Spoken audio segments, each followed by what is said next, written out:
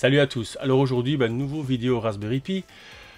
J'ai mon ami Jackie qui me demande un Raspberry Pi avec un maximum de ROM pour pouvoir monter ça sur un PVM. Son idée, c'est d'avoir un PVM avec un Raspberry Pi connecté avec Recalbox avec le plus large catalogue de jeux possible. Je regarde un petit peu de mon côté dans tout ce que j'ai dans mes disques durs et je fais un peu le tri. Et en console uniquement, je parle pas en jeu arcade, vraiment en console uniquement, je suis à 600 Go de jeu, un peu plus, 600 Go on va dire. Ça quand même à faire pas mal. Donc là, obligé de se diriger vers une carte SD de 1 Tera. La carte SD de 1 Tera, c'est 140 €. Et là me vient l'interrogation de oui, mais la PS2 par exemple va sûrement arriver, même si elle ne sera pas intégralement supportée, je pense pas, mais une bonne partie du catalogue sera sûrement supportée. Ça va permettre aussi un gros catalogue de jeux qui est très lourd, c'est-à-dire qu'un jeu PlayStation 2 est beaucoup plus conséquent au niveau de taille qu'un jeu Mega Drive par exemple, Super Nintendo, ça n'a clairement rien à voir. Donc j'ai cherché un petit peu une solution et là m'est venue l'idée de la carte PHY. C'est quoi? C'est une carte qui va se rajouter au Raspberry Pi pour donner l'accès à un disque dur NVMe. Donc qu'est-ce qu'on va faire maintenant? On va assembler un Raspberry Pi avec cette carte PHY et alors après je ferai des petits tests pour voir si tout fonctionne bien. Donc comme je le disais, j'ai commandé du matos. Donc qu'est-ce que j'ai commandé? Je vous montre ça. J'ai commandé d'office un Raspberry Pi 5, donc voilà, tout nouveau. Ensuite, obligé une alimentation officielle et d'origine de Raspberry Pi. Voilà, donc le Pi 5. La ventilation, donc le petit radiateur, donc c'est l'origine Raspberry, donc le petit ventilo avec le radiateur.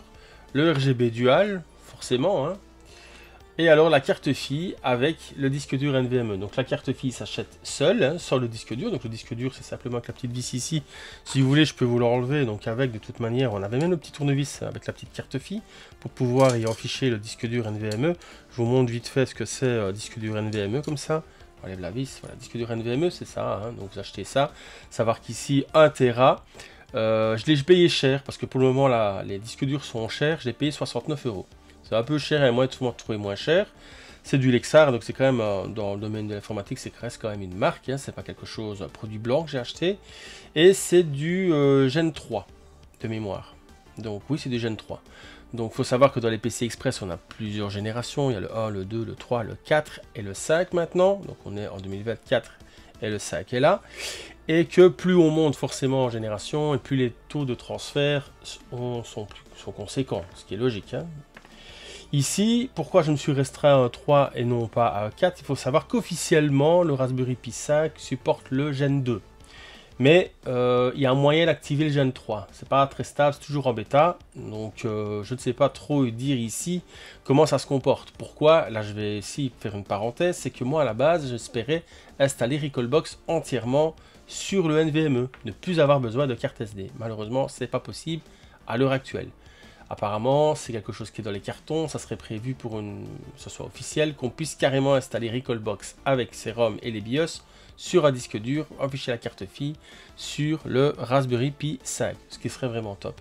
Pour le moment, c'est pas possible. Donc, qu'est-ce que j'ai été obligé de faire? De prendre quand même une carte SD. J'ai pris la carte SD la plus petite qui me restait, une 32 Go, pour pouvoir mettre le système dans le Raspberry Pi 5. Comment est-ce que après j'ai fait pour tester le taux de transfert du disque dur NVMe? J'ai quand même utilisé le Pi OS, donc l'OS officiel de Raspberry Pi en version 64 bits que j'avais installé. Donc j'ai testé les transferts via ligne de commande, je vous passe les détails. J'ai eu un pic à 800 mégas, ce qui est énorme pour un Raspberry, ce que je trouve tout à fait satisfaisant. Normalement, techniquement, on pourrait monter au-delà de ça. Mais par rapport à ce qu'on a l'habitude de voir jusque maintenant sur Raspberry Pi, c'est vachement bien. C'est-à-dire que si je prends par exemple, j'avais quand même acheté une carte SD, ici j'ai une 256 Go, on parle de 190, 130, vous voyez, donc en lecture 190 et en écriture 130, vous voyez. Donc quand je parle de 800, il y a quand même un gars qui est assez conséquent.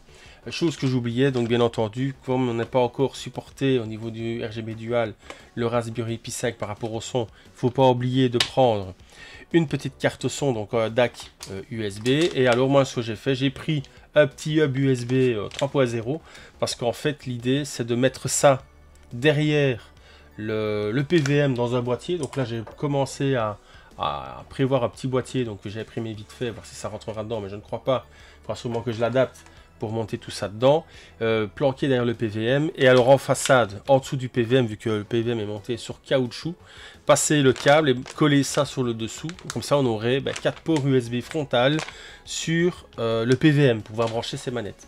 Voilà, sans avoir à aller chercher le Raspberry Pi qui est derrière. Encore une fois, autant réfléchir à quelque chose de pratique. Donc moi ici, le but de la vidéo, c'est que je vais simplement avec vous, je vais faire l'assemblage, hein. On va assembler le Raspberry Pi 5 avec la carte FI, avec la ventilation, avec tout ce que j'ai acheté. Tout ce que j'ai acheté.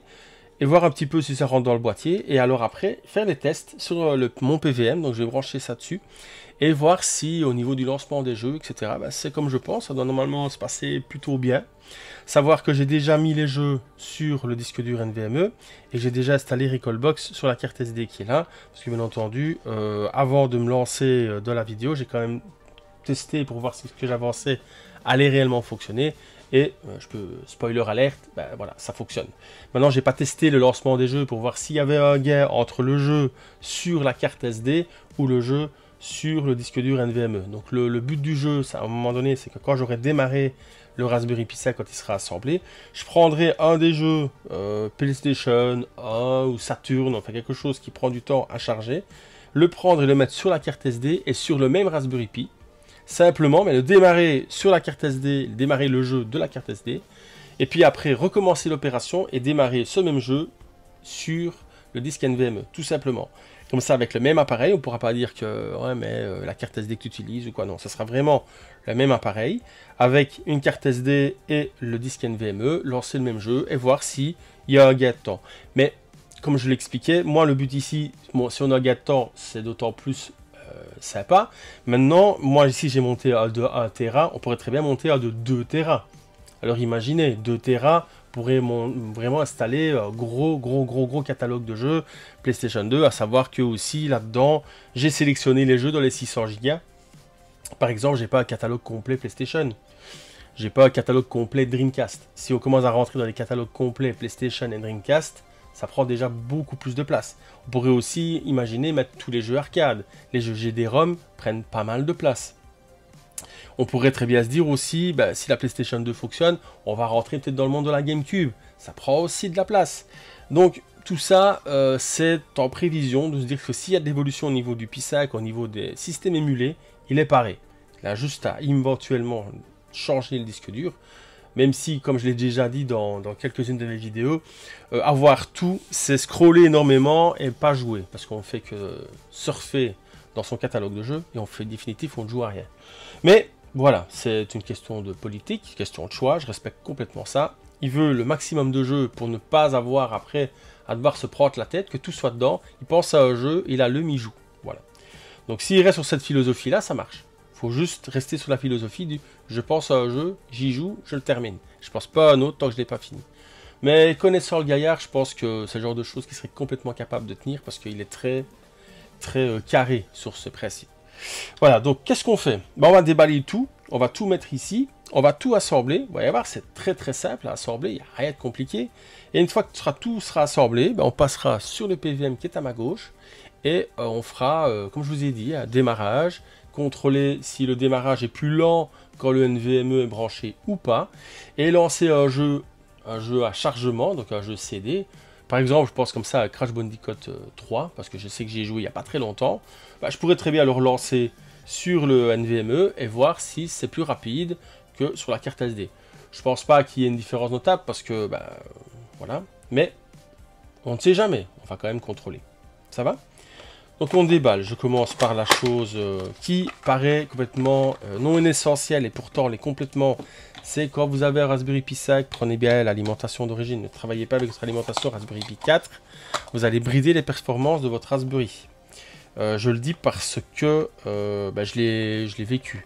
Au début que j'ai mon Raspberry Pi 5, j'avais pas l'alimentation, j'utilisais l'alimentation du Raspberry Pi 4, j'avais du lag dans certains jeux. Et en fait, mon problème, c'était pas le système ou ma ROM ou autre chose, c'était l'alimentation. Donc le Raspberry Pi 5, les petits papiers dedans, mais tout ça, on s'en fout. Le radiateur ventilateur, donc c'est style PC portable. Vous voyez, c'est une turbine. Ça vient chasser l'air qui est dans le radiateur. Ça va faire circuler l'air. C'est vraiment comme dans un PC portable. Si vous avez déjà démonté un PC portable, c'est le même principe au niveau du refroidissement. Donc ça, c'est déballé. Donc comme je vous avais dit, il ne faut pas oublier d'avoir le petit DAC, obligatoire avec un Raspberry Pi 5. Et voilà. Donc après, on assemble tout ça. Comme je vous ai dit, il n'y a vraiment rien de compliqué. On doit juste regarder ici qu'on va le mettre dans le bon sens. Donc on a normalement les plots. Donc il y a un vide là, un vide là. Je ne sais pas si vous verrez. Il y a un trou là au-dessus de mon doigt et un trou là au-dessus de mon doigt. C'est pour venir y mettre le système de ventilation, refroidissement d'origine. Enlevez le papier pour avoir accès aux pattes thermiques. Vous venez placer le tout au-dessus, comme ça simplement, en visant que ceci soit en face des trous. Une fois que vous êtes en face, vous appuyez sur le petit pot en plastique qui va passer dans le trou. Tac, c'est fixé. Pareil de l'autre côté, on pousse. Tac, c'est fixé, tout simplement. Ensuite, on vient au raccordement du ventilateur. Donc le Raspberry Pi 5, ce qui est bien, c'est que maintenant, ils ont directement intégré, je vais te faire voler le capuchon d'une façon incroyable, ils ont directement intégré le connecteur PWM sur la carte Raspberry Pi 5. Avant, je vais vous montrer le système de refroidissement que j'utilisais. C'était un système de refroidissement qui était beaucoup plus volumineux, qui était à la limite un peu casse-pied quand on utilisait des extensions comme le RGB Dual, et j'ai des doigts qui sont beaucoup trop boudinés pour faire ce genre de travail. Voilà, c'est branché, on est bon. Donc le ventilateur est branché, à ce niveau-là, on est bon. Ensuite, moi, comme je vous disais, j'ai un RGB Dual. Donc l'RGB Dual, lui, qui va venir prendre normalement en place directement là, comme ça, vous voyez. Donc, tac, il est raccordé. Pourquoi j'ai rien mis ici? Parce que j'ai la carte FI qui va venir en dessous. Et comme la carte FI va venir en dessous, il va falloir que je joue avec des entretoises maintenant. Entretoises, qu'est-ce que je veux dire par entretoise? C'est ce genre de choses. J'en ai pas mal déjà de sorties. Et moi, je vous conseille, si vous bricolez les Raspberry Pi, de vous acheter une boîte. Donc, c'est une boîte, en fait, dedans. Si on regarde bien, on a des entretoises, des écrous, des vis. On a tout ce qu'il faut pour faire des beaux sandwichs de Raspberry Pi. Donc là, j'ai mis le RGB Dual dessus. Je voulais voir par rapport au système de refroidissement. Donc, on a bien un écart. Ici, ça ne touche pas, donc on est bon. Mais il faut impérativement mettre des spacers. Donc à la base est fourni ce genre de choses. Si je mets ça, je ne saurais pas fixer ça. Vous voyez. D'ailleurs, peut-être qu'avant de mettre le RGB Dual, j'aurais dû fixer ça. Bon, on apprend, hein, forcément. Par contre, je peux regarder un petit peu au niveau des entretoises, qu'est-ce qu'il faut. Donc je pense que le grand modèle est un peu petit. Donc moi, ce que je fais, je gruge un peu, c'est que sur un grand modèle, je peux mettre un petit écrou. Et là, je crée un petit surplus de hauteur qui me permet de garder les deux cartes de manière parallèle. Parce que si ici, je suis trop court, comme là, ici avec ça, je suis un peu court, la carte va se mettre un petit peu de travers. J'ai pas envie de ça, je veux que ce soit bien droit. Quelque chose que j'aime bien, parce que ça force sinon sur les connecteurs, etc. Puis quand on va mettre une prise Péritel, l'air de rien, le câble est assez rigide, ça risquerait de faire un peu bouger le tout. Donc je préfère avoir quelque chose de plus haut et qui dérange moins le montage. Bon, alors le RGB Dual, on va l'enlever, donc simplement je le déconnecte et je vais faire le montage de la carte additionnelle, la carte FI. Donc simplement, normalement, on vient mettre ça comme ceci et brancher ça là-dedans. Donc comment ça se branche? Le Raspberry Pi a un petit loquet qu'il faut soulever, hein, comme ça. Vous venez mettre votre connecteur droit dedans. J'espère qu'on verra. Hein. Vraiment, mais droit comme ça. Il faut vraiment rentrer à 90 degrés, le connecteur. Donc, en gros, ici, on a une fente. Bon, on la verra pas. Hein. Je vais essayer de zoomer. Bon, j'ai essayé de zoomer pour que vous voyez, mais c'est pas vraiment pas évident. Hein. Je vais essayer de faire la mise au point. Donc, vous voyez le connecteur qui est là. Donc, vous devez soulever le clapet. Comme ça, vous le soulevez. Tac, tac. Une fois qu'il est en l'air, vous avez un écart ici entre la partie brune et la partie blanche, vraiment tout fin. Et vous venez planter le connecteur, donc comme je vous ai montré, donc à 90 degrés, comme ça. Vous venez le mettre à l'intérieur. Je vous montre bien parce que je trouve que c'est pas bien expliqué du tout sur le fascicule de l'assemblage de cette carte. Je trouve que c'est très mal expliqué. Donc une fois que vous avez rentré le connecteur, donc ça serait bien que le connecteur dedans, ben, vous redescendez le loquet bras que vous avez monté auparavant et ça vient coincer le câble dedans. Bon, je sais pas si je vais essayer qu'on voit. J'ai vraiment fait mon maximum, c'est pas évident. Hein.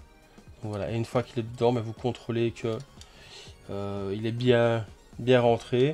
Donc moi dans mon cas, ben, c'est pas bon. Hein, vous voyez, c'est vraiment pas bon. Donc on va ressoulever, on va recommencer. Là.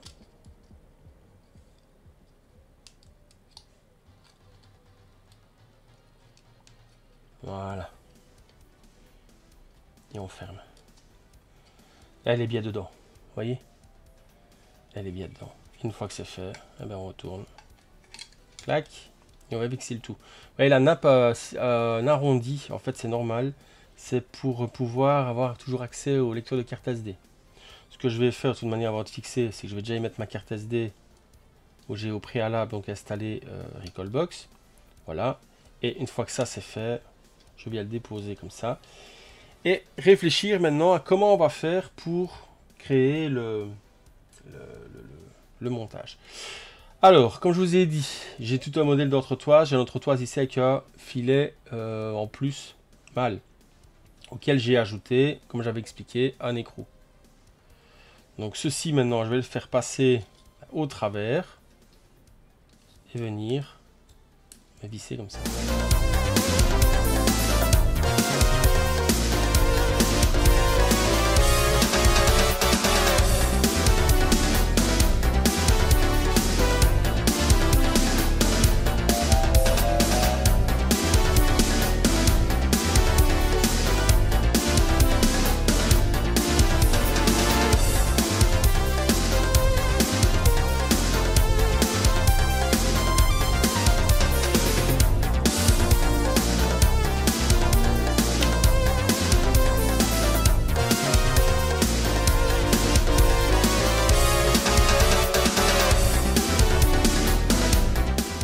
Ben voilà, donc c'est assemblé, hein. Donc comme on voit, ben, c'est assemblé et bien fixé, avec des vis, etc. Donc ça bougera pas.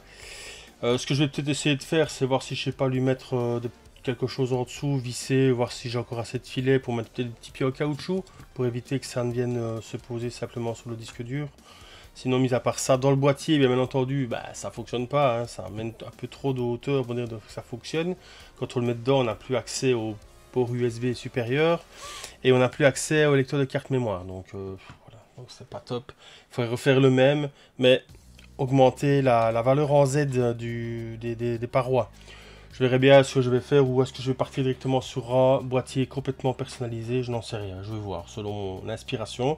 Moi ici ce qui était important, bah, c'était qu'on fasse le montage, comme ça vous voyez un petit peu comment ça se passe, qu'il y a une possibilité de mettre un disque dur, que les jeux fonctionnent. On va maintenant passer sur une autre vue, on va aller sur le PVM, je vais le brancher. On va tester directement les jeux pour voir comment est-ce que ça démarre. Donc moi comme je vous ai dit, j'ai déjà mis les jeux, j'avais déjà mis le Recalbox de la carte SD. De toute manière, c'est des choses que ça sert à rien que je vous les remontre, hein. Ça a été vu, revu et re-revu. Donc il y a des vidéos qui expliquent comment créer votre Recalbox. Donc voilà.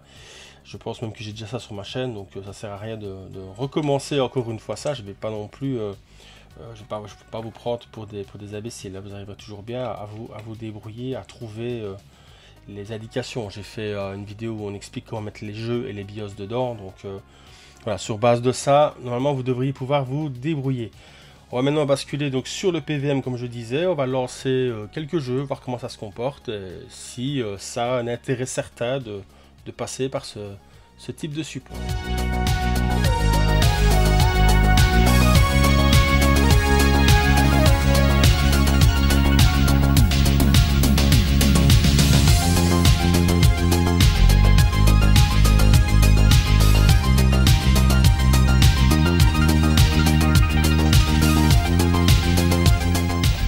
Bon ben voilà, alors que dire?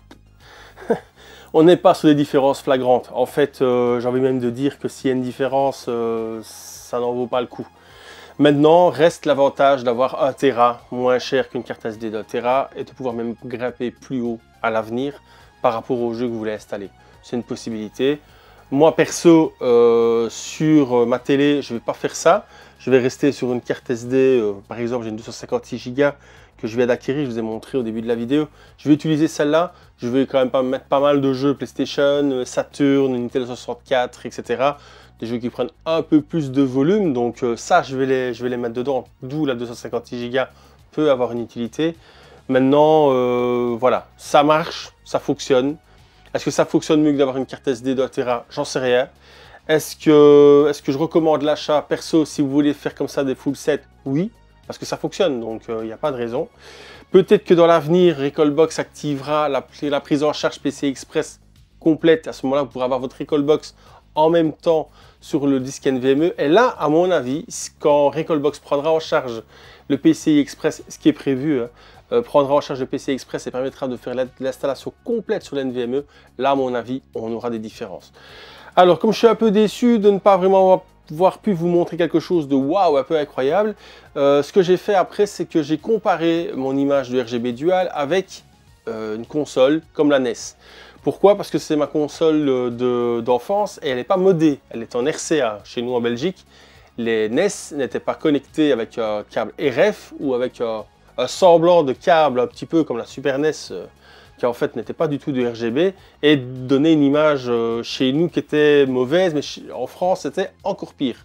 Donc j'ai comparé entre le RCA sur le PVM qui je trouvais déjà donner une belle image RCA et le RGB Dual. Le même jeu, testé, et vous allez voir la différence d'image et de couleur surtout entre les deux.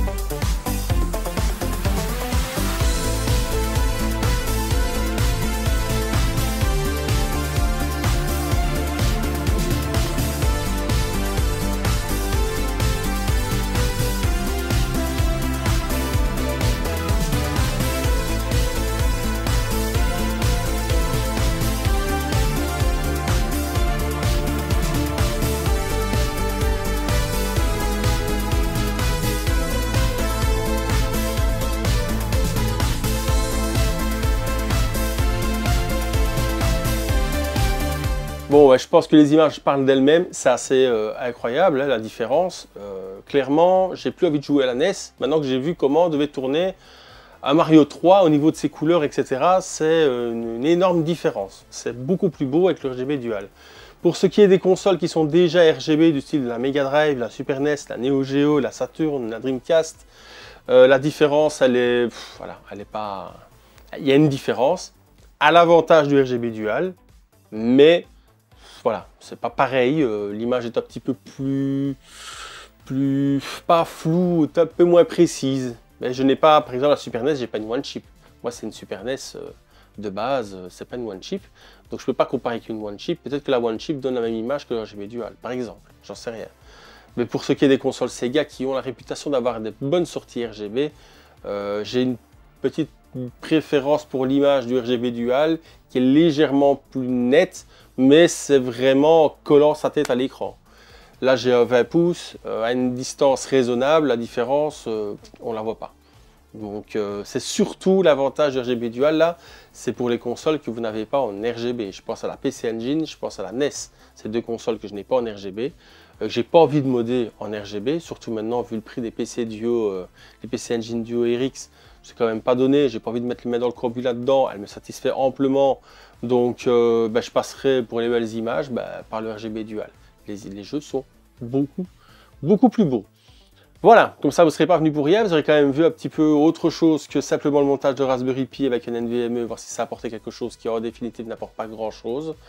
Voilà, j'espère que vous aurez quand même apprécié ce petit moment ensemble. On se revoit quand on se revoit. À ciao.